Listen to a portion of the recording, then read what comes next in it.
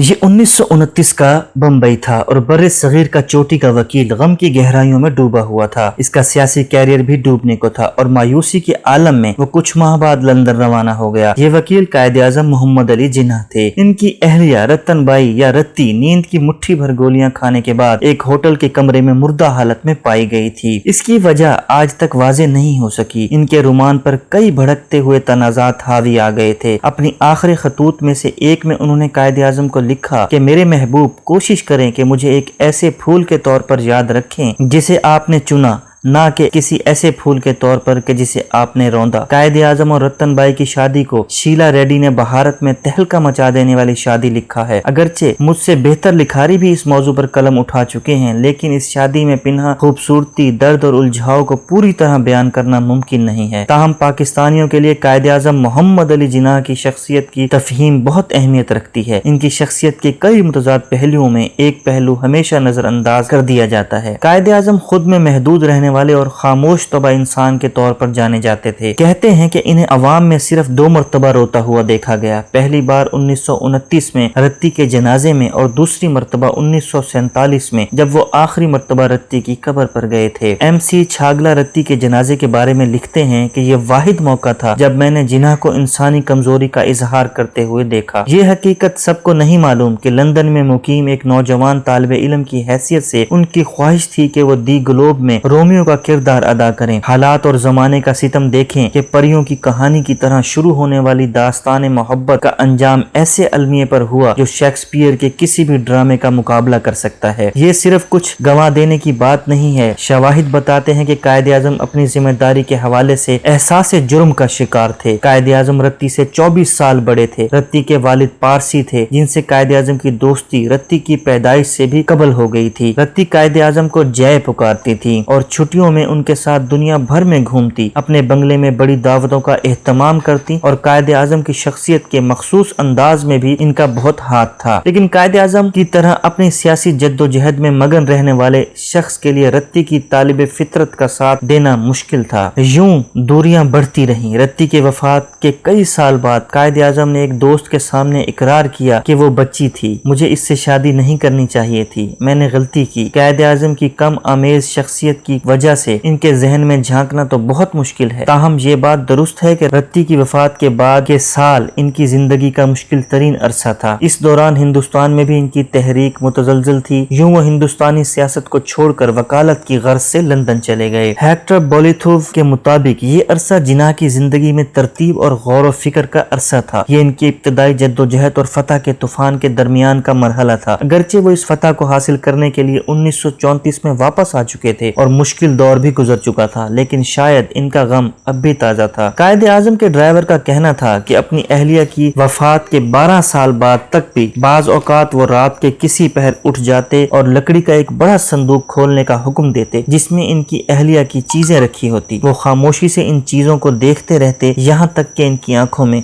नमी आ जाती। अगर आपको हमारी वीडियोस पसंद आ रही हैं तो हमारे चैनल को सब्सक्राइब करें और वीडियोस को लाइक करें।